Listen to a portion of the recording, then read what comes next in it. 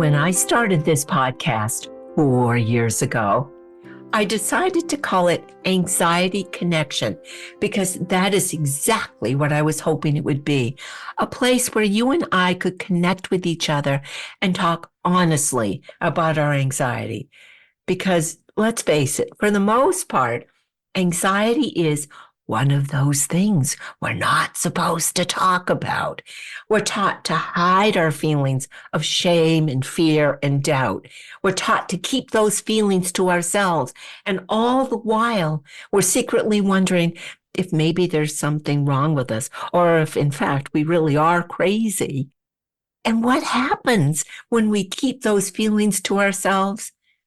We suffer in silence.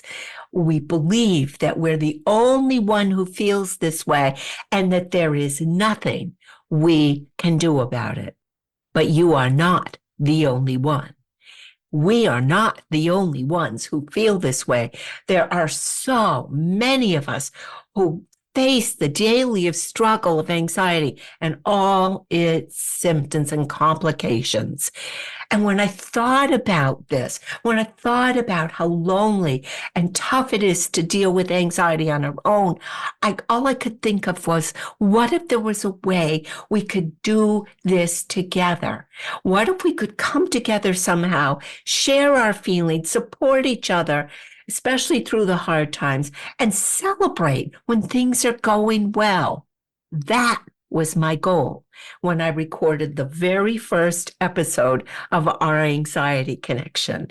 That was and is and always will be my guiding mission, to create a caring, loving community where we feel safe and can share the truth with each other. Now, to be honest, back then I knew absolutely nothing about how to put together a podcast. I have to say, I went forward boldly and didn't let it stop me, because for me, this podcast mattered. Its message mattered, and our connection with each other mattered. And I was determined to reach as many people as possible, no matter what it took. And so we recorded that first episode in March 2020.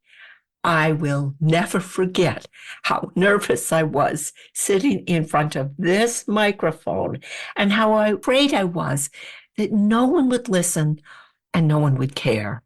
But here we are, 4 years later. I'm still at the same microphone and we are still together, 65 episodes later. Boy, have we covered a lot of ground together. We got through the challenge of COVID, and then we made our way through the long, slow, endless recovery that followed. We've talked about getting through difficult mornings, dealing with sleepless nights, troubled relationships, panic attacks, and facing our fears, new ones, old ones, small ones, and the ones that just come out of nowhere and overwhelm us. We talked about the importance of getting to the root of all those anxious thoughts. And we spent some time exploring the impact those fearful thoughts can have on our lives. Talked about all aspects of anxiety, especially for me, the most important bottom line truth about anxiety. And that is, anxiety is not something that happens to us. It is something we can do something about. And I have to share that when I realized there were things I could do to feel better, that changed everything for me. It gave me a sense of control when before everything had felt like it was completely out of my control. And knowing there's always something I can do to feel better has been the absolute game changer for me. And I am hoping that you feel exactly the same way. And that's why I've really tried to get practical with this podcast. Together, you and I have looked at strategies for getting through tough times, getting started when you didn't know how to start, how to keep going when you want to quit, and how to stay strong in the face of fear. Over the years, we've covered things like how to eat to ease anxiety, how to declutter, meditate, and breathe. All sorts of techniques you can use to feel better. But the learning does not go one way here. Over the years, I have learned so much from you too. I've learned that while the details of our stories may look completely different, you and I have a lot in common. We both know what it's like to live with fear. We both know what it's like to have missed things in our lives because we let fear hold us back. We know what it's like to feel alone or ashamed, or that somehow we're not good enough just because we're anxious. You and I both know how hard it can be to get past our fears. We know the strength it takes some mornings just to get out of bed.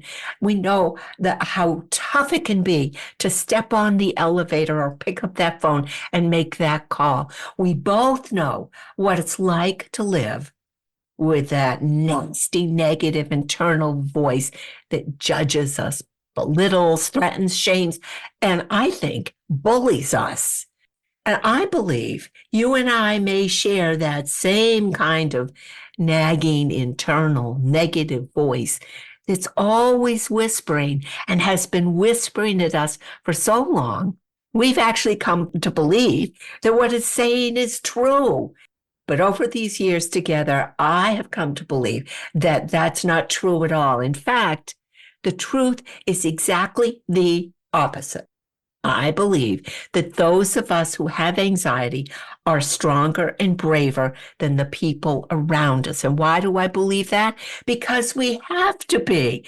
In order to function like everyone else, to do all the normal things of living, we have to fight past that negative voice in our head. And I believe this is the moment where we step up and claim the truth of who we really are. We are powerful, smart, capable human beings, you and I. And I can prove it. Just think of all the tough times you've been through, I've been through. Think of the dark days we have survived. And this is the moment where we acknowledge to ourselves that we are still here, still standing. We got out of bed in spite of our fears. We made the phone call.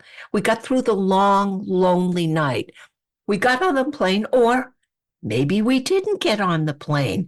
Either way, we made a decision to do what was right for us in the moment. Whatever the challenge, we faced it, we dealt with it, and we are still standing. And that makes us strong, powerful, amazing people, you and I. You and I know we can count on ourselves to show up no matter what we're going through. And we can trust that we're going to take care of ourselves in the future, no matter what happens. Over these 4 years, I have come to believe deeply in you and who you are and what you can do. And today, I'm asking you to believe in yourself. I'm asking you to stop threatening, judging, or bullying yourself and to start taking care of you by speaking to yourself kindly with compassion and understanding. Do it for yourself, but also do it for the people in your life and for the people in the world around you, because loving others always begins by loving yourself first. Over these 4 years, you have inspired me with your courage, your kindness, and your willing to reach out. And I am so happy we have gotten to travel this road together. But after 65 episodes, we are going to take a break here at our Anxiety Connection. I'm not sure when I'm going to be back at this microphone. Not only am I focused on getting ready for my new book, Solving the Anxiety Equation. I just am so excited. I can't wait for you to see it. But I'm also going to be trying some new things. My plan is to focus more on blogging because, to be honest, I'm really a writer at heart. And if you're interested in following along with me, you can subscribe on my site at wendyleeds.com/blog. It's absolutely free. Love to have you join me there.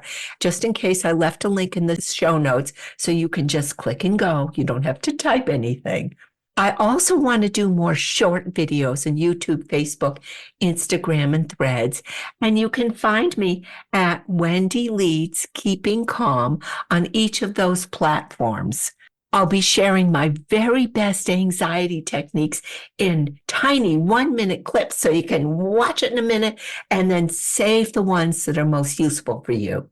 I would still love to keep in touch via email.